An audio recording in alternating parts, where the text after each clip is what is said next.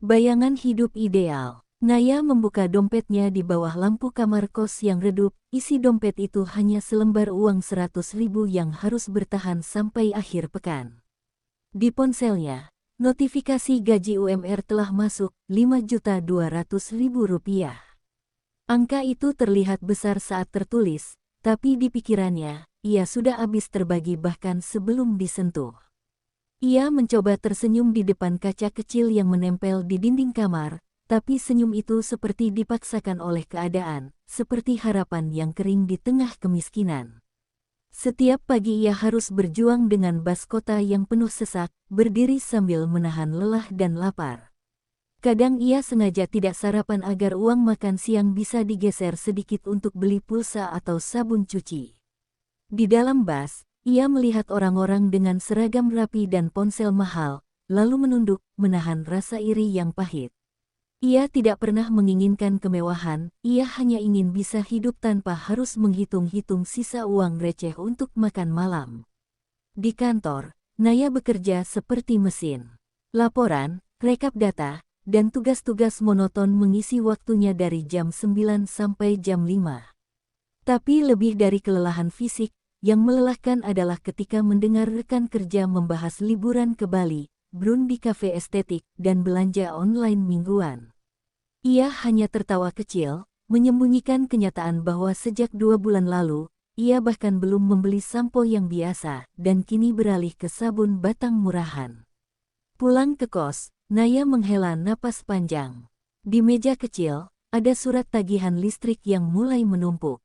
Ia duduk diam, lama, mendengarkan suara tetangga yang sedang video call dengan suara keras, tertawa, bercerita soal cicilan motor baru. Dunia terasa berjalan begitu cepat, tapi ia seperti terjebak dalam lingkaran beku, kerja, bertahan, menghitung, mengulang. Seolah UMR bukan gaji, tapi hukuman bulanan yang tak pernah cukup untuk menebus harga hidup. Malam itu, sebelum tidur, Naya menulis di jurnal kecilnya, gaji masuk hari ini.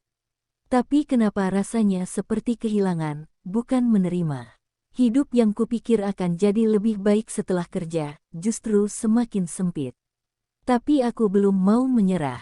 Kalau uang tak bisa membelikan bahagia, mungkin tekad masih bisa. Lalu ia mematikan lampu, menyelimuti tubuhnya yang lelah, dan berharap pagi esok tak seberat hari ini. Naya berdiri lama di depan rak beras minimarket. Tangannya sempat meraih merek favoritnya, tapi jari-jarinya akhirnya meletakkan kembali ke rak, harganya naik 10.000. Ia beralih ke kemasan yang lebih murah, ukuran lebih kecil. Di kasir, ia menghitung uang receh di tangan sambil pura-pura memeriksa ponsel. Di belakangnya, antrean mulai resah. Tapi ia tidak peduli. Harga naik, hidup jalan terus. Yang berubah cuma isi keranjang dan isi hati. Di kamar kos, Naya duduk menghadap laptop butut yang layarnya mulai berkedip. Ia mencoba menghitung ulang pengeluaran bulan ini, listrik naik, harga minyak goreng naik, bahkan sabun dan pasta gigi pun naik.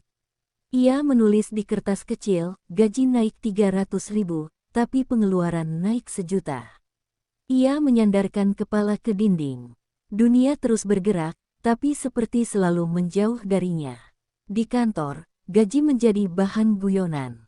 Seorang teman berseloroh, gaji UMR sekarang cuma bisa beli 2 kali ngopi sama bensin.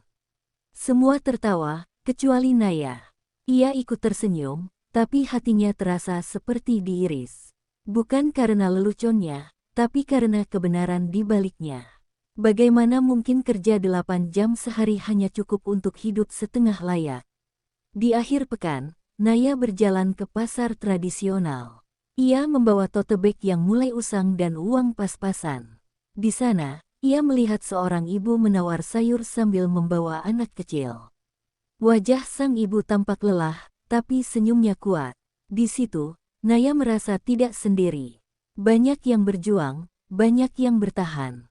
Tapi, tetap saja, mengandalkan UMR seperti berjudi dengan kesabaran. Malam itu, Naya kembali menulis di jurnal. Kalau hidup adalah perang, maka aku tentara tanpa senjata. Tapi aku masih bertahan, karena kalah bukan pilihan. Ia memejamkan mata dengan air mata mengalir pelan. Di luar, suara motor, tawa, dan dunia yang terus bergerak. Di dalam, hanya satu hal yang diam, mimpinya yang belum sempat hidup. Rasa malu di minimarket. Hujan mengguyur deras ketika Naya masuk ke sebuah minimarket dekat kantor. Rambutnya basah, masker kainnya lembab, dan uang di dompet tinggal 40.000. Ia hanya ingin membeli mie instan dan sabun cuci. Tapi saat tiba di kasir, sistem pembayaran elektronik bermasalah, dan kartu debitnya ditolak. Petugas kasir menyebut saldo tidak cukup, suara itu terdengar jelas, cukup nyaring untuk membuat orang di antrean menoleh. Wajah Naya langsung memerah. Ia buru-buru merogoh saku celana, berharap ada sisa uang tunai. Tangannya gemetar, mencari-cari lembaran yang mungkin tertinggal. Tapi yang ia temukan hanya receh dan struk lama. Di belakang, dua remaja berseragam sekolah cekikikan, dan salah satu dari mereka berbisik, "Duh, kasihan, nggak cukup duitnya." Rasanya seperti tersiram air yang lebih dingin dari hujan di luar. Naya menarik napas dan berkata pelan pada kasir, "Batalin sabunnya aja, ya." Suaranya hampir tak terdengar. Ia tahu sabun itu penting, tapi harga dirinya terasa lebih mahal saat itu. Petugas kasir hanya mengangguk, lalu memproses ulang transaksi. Naya menghindari tatapan semua orang, menunduk, dan menggenggam erat mie instan yang kini terasa berat bukan karena bobotnya, tapi karena rasa malu yang menempel kuat. Keluar dari minimarket, hujan masih turun. Ia berjalan cepat, menyusuri trotoar yang becek, sambil menahan tangis. Di dalam pikirannya, terngiang kata-kata ibunya dulu, "Kalau kamu merasa kecil hari ini, itu bukan karena kamu gagal, tapi karena dunia belum tahu betapa besar hatimu." Tapi kata-kata itu kini seperti bayangan buram yang kalah oleh dinginnya fakta. Sampai di kamar kos, Naya mengganti baju, duduk diam di lantai, dan membuka mie instan yang baru dibelinya. Ia menyendok kuahnya pelan-pelan, menatap kosong ke dinding. Hidupnya sederhana, terlalu sederhana, sampai-sampai momen seperti tadi bisa menghancurkan rasa percaya dirinya. Tapi di tengah keheningan, ia menggenggam jurnalnya lagi. Tulisannya malam itu, "Malu memang menyakitkan. Tapi aku belum mati, dan selama aku masih bisa merasa malu, berarti aku masih punya harga diri." Lemari tanpa isi. Pagi itu, Naya membuka lemari kayu kecil peninggalan penghuni kos sebelumnya. Isinya hanya 3 setel pakaian kerja yang warnanya mulai pudar dan satu jaket lusuh yang resletingnya sudah rusak. Ia memandangi baju-baju itu satu persatu, lalu menunduk. Hari ini ada undangan rapat mendadak di kantor pusat, semua staf diminta tampil lebih profesional. Tapi bagaimana caranya tampil profesional kalau pakaian terbaikmu sudah tidak layak tampil? Ia mencoba mengenakan blus biru tuanya, lalu bercermin. Warna kusamnya tidak bisa disembunyikan, dan bagian lengan mulai robek halus. Ia mencoba menutupi dengan menyampirkan jaket, tapi resletingnya macet. Dengan cermin kecil yang retak di sudut, Naya menatap dirinya sendiri dan merasa asing. Seolah ia melihat seseorang yang sedang menyamar jadi orang normal, padahal hidupnya retak hampir di semua sisi. Di kantor pusat, gedungnya tinggi dengan interior mewah, AC dingin, dan aroma parfum mahal. Naya duduk di deretan belakang, mencoba menyembunyikan jaketnya yang tak tertutup sempurna. Ia melihat rekan-rekannya datang dengan setelan rapi, sepatu mengilap, dan senyum percaya diri. Ia ingin mengecil, lenyap, menghilang. Tapi ia tahu, kalau ia tak hadir hari ini, maka satu-satunya peluang naik jabatan yang ia incar bisa hilang begitu saja. Ketika presentasi dimulai, pimpinan memanggil beberapa nama termasuk Naya ke depan untuk mendiskusikan rencana proyek baru.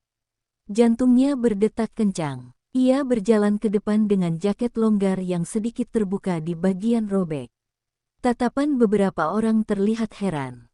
Seseorang bahkan tertawa pelan di belakang.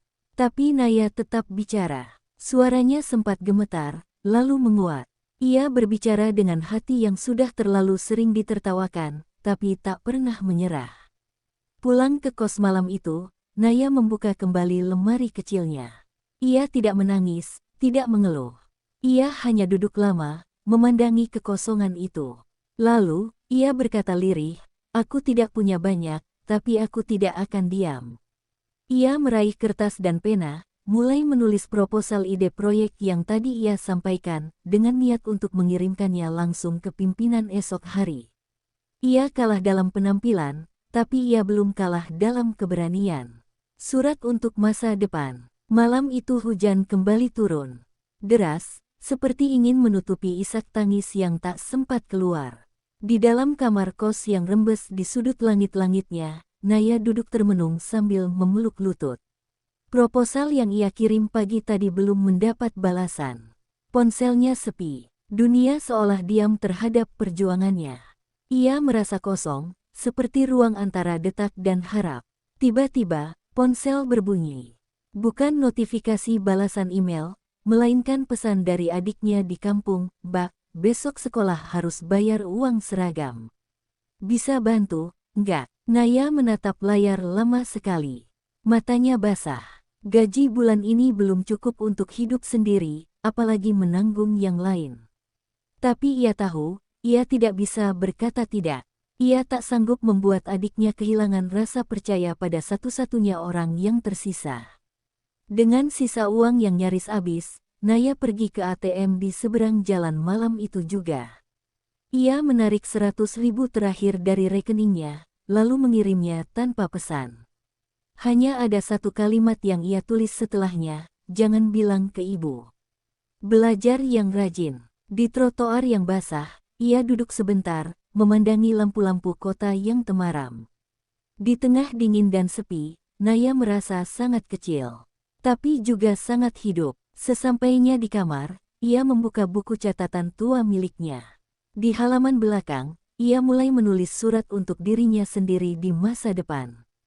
"Hai, Naya, kalau kamu membaca ini suatu hari nanti, berarti kamu berhasil bertahan. Mungkin kamu sudah lupa malam-malam lapar dan hari-hari malu. Tapi jangan pernah lupakan perasaan ini, rasa ingin hidup, meski semua terasa tidak adil." Ia menutup surat itu, menyelipkannya di bawah bantal. Lalu mematikan lampu dan berbaring. Hujan di luar terus jatuh, tapi hatinya sedikit lebih tenang. Di dunia yang keras dan mahal, ia masih memilih untuk berjuang. Sendirian, tanpa jaminan, tapi dengan keyakinan. Karena ia tahu, orang-orang besar bukan yang punya banyak, tapi yang tetap memberi, bahkan ketika tak punya apa-apa. Ketika dunia tak mendengar. Pagi itu, langit Jakarta abu-abu. Di halte busway yang penuh sesak, Naya berdiri dengan tubuh lelah, mata sembab tertutup bedak tipis.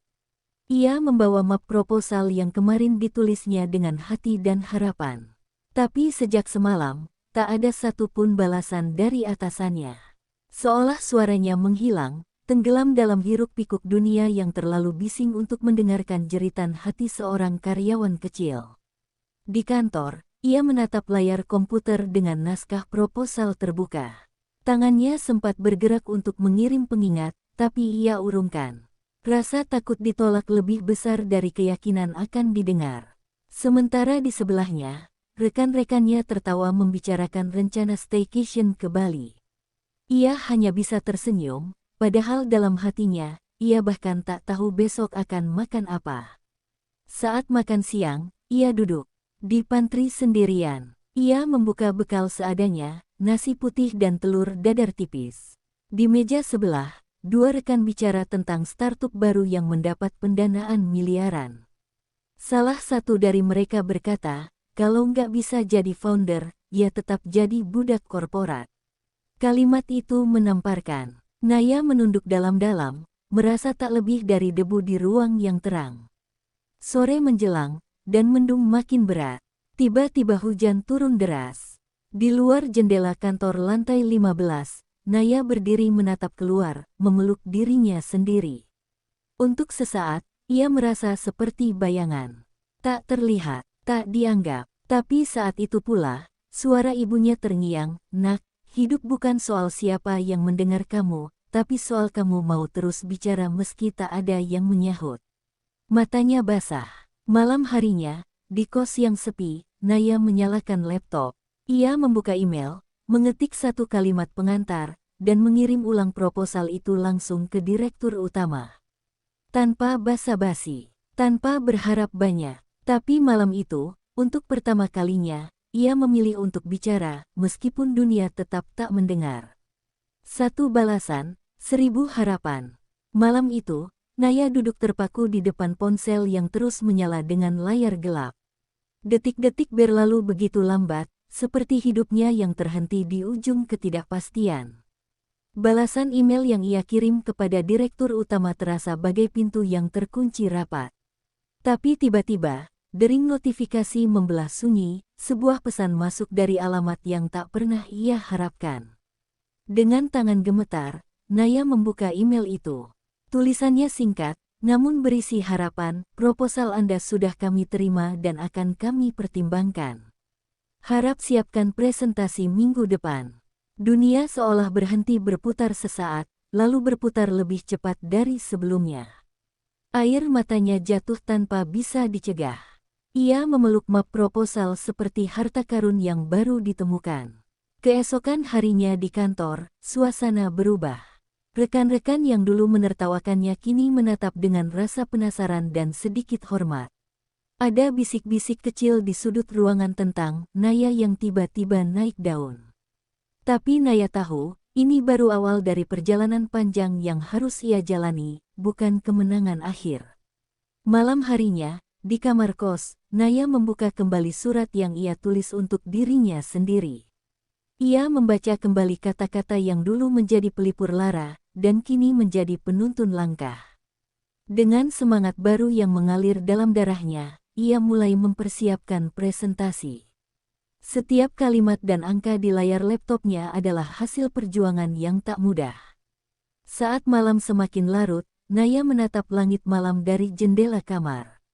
Bintang-bintang kecil bersinar redup di balik awan kelabu, seperti ia sendiri, kecil tapi penuh potensi. Dengan tekad membara, ia berbisik pada dirinya sendiri, ini bukan akhir, ini baru permulaan. Aku akan membuktikan bahwa dengan hati dan keberanian, segalanya mungkin. Ujian di balik panggung. Hari yang dinanti akhirnya tiba. Di ruang rapat berukuran besar dengan dinding kaca menghadap kota Jakarta yang sibuk, Naya berdiri di depan para eksekutif dengan tangan sedikit gemetar. Lampu sorot tajam, kursi-kursi mewah, dan tatapan dingin membuat jantungnya berdebar tak karuan. Ini bukan hanya soal presentasi, tapi juga harga dirinya yang bertaruh di atas meja. Ketika layar proyektor menyala, Naya mulai menjelaskan ide-idenya dengan suara yang perlahan menguat. Tapi sesekali, ia mendengar bisik-bisik skeptis dari beberapa eksekutif yang jelas-jelas meremehkannya. Modal nol, apa mungkin? Gumam seorang pria berkacamata sambil menulis catatan tanpa peduli tatapan Naya. Ia menelan ludah, berusaha tidak terbawa emosi. Di tengah presentasi, listrik mendadak padam. Ruangan menjadi gelap, suasana tegang langsung menyelimuti. Semua mata tertuju padanya, menunggu bagaimana ia akan menghadapi situasi yang tak terduga ini. Dengan napas dalam, Naya menarik napas dan berkata, ini mungkin tanda bahwa kita harus melihat peluang di luar jalur biasa. Suaranya tegas, penuh keberanian. Setelah listrik kembali menyala, suasana berubah. Eksekutif yang semula ragu mulai menunjukkan minat. Mereka bertanya dengan serius, mencoba menggali setiap detail yang Naya paparkan. Rasa takut berubah jadi kesempatan, dan Naya tahu ia sedang berada di titik kritis yang menentukan masa depannya. Selesai rapat, seorang eksekutif senior mendekati Naya. Ia menepuk pundaknya dan berkata, kamu punya nyali, Naya. Kita butuh orang sepertimu. Siapkan diri, perjalananmu baru mulai. Naya mengangguk, matanya basah, bukan karena takut lagi, tapi karena rasa bangga yang telah lama hilang dalam dirinya. Ia tahu, mimpi itu bukan sekadar angan, namun perjuangan nyata yang harus dijalani dengan nyali sebesar ini. Saat harapan berhadapan dengan realita, minggu-minggu berikutnya penuh dengan kerja keras tanpa henti. Naya terjebak dalam pusaran rapat, revisi, dan diskusi yang tak pernah berakhir. Namun, di balik layar, rintangan yang tak terlihat mulai merayap masuk. Beberapa rekan kerja yang dulu diam-diam meremehkan kini berubah menjadi pesaing yang penuh intrik. Gosip tentang cewek yang naik daun tapi belum layak mulai terdengar samar. Suatu hari, di sela istirahat kantor, Naya mendengar bisikan tajam dari seorang senior yang berkata, dia cuma keberuntungan, bukan karena kemampuan. Kata-kata itu menusuk lebih dalam daripada pisau. Ia mencoba menahan amarah dan sedih, tapi hatinya terasa hancur. Di saat seperti itu, rasa percaya diri yang telah dibangun begitu susah payah hampir runtuh. Malamnya, dalam kamar kosnya yang sederhana, Naya duduk termenung di depan cermin. Ia melihat wajah lelah dan mata yang kehilangan kilau. Namun, di dalam hatinya, sebuah suara kecil berbisik, ini bukan waktumu menyerah. Ia menghapus air mata dengan tangan gemetar dan mengingat kembali semua perjuangan yang telah dilaluinya, semua pengorbanan dan harapan yang belum boleh padam. Keesokan harinya, Naya datang ke kantor dengan tekad baru. Ia tak lagi peduli pada bisik-bisik dan tatapan sinis. Ia tahu bahwa jalan menuju mimpi tak pernah mudah, dan yang terpenting adalah bagaimana ia bangkit setiap kali terjatuh.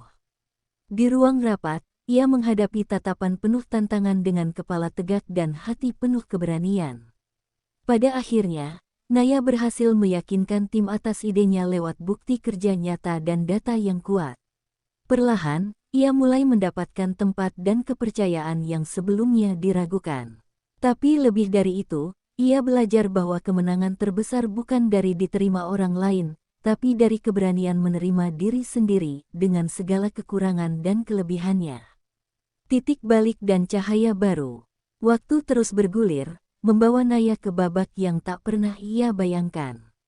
Setelah melewati ribuan tantangan, kini namanya mulai dikenal bukan hanya sebagai karyawan yang beruntung, tapi sebagai sosok yang gigih dan pantang menyerah. Di sebuah ruang auditorium megah, ia berdiri di depan puluhan peserta seminar, berbicara tentang kisah perjuangannya yang menginspirasi. Namun, bukan hanya kata-kata yang membuat hadirin terpukau, melainkan aura kejujuran yang terpancar dari dalam dirinya. Ia menceritakan tentang gaji UMR yang dulu terasa cukup untuk hidup biasa-biasa saja, tapi bagaimana tekad dan kerja keras mengubah segalanya tanpa modal besar. Ia membagikan rahasia sukses yang sederhana, keberanian mengambil risiko, konsistensi, dan keyakinan pada diri sendiri. Setelah sesi tanya-jawab, banyak orang mendekatinya, mengungkapkan betapa cerita Naya memberi mereka semangat baru. Ia menyadari, perjuangannya bukan hanya untuk dirinya, tapi juga untuk ribuan orang yang selama ini merasa terjebak dalam keadaan yang sama. Naya tersenyum, hatinya penuh dengan kebanggaan yang hangat dan damai. Di perjalanan pulang, ia menatap langit senja yang membara. Warna jingga merah melukis cakrawala, seolah menjadi simbol baru untuk perjalanan hidupnya. Dari seorang yang berjuang dengan gaji pas-pasan dan ketakutan, kini Naya berdiri sebagai contoh bahwa modal terbesar bukan uang, tapi keberanian dan tekad yang tak tergoyahkan. Dalam hatinya, Naya berbisik, ini baru awal. Aku siap menatap masa depan dengan kepala tegak dan hati terbuka. Karena aku tahu, tak ada yang mustahil bagi yang berani mencoba. Dengan langkah mantap, ia melangkah pulang, membawa cahaya baru yang tak hanya menerangi dirinya, tapi juga mereka yang ingin mengikuti jejaknya.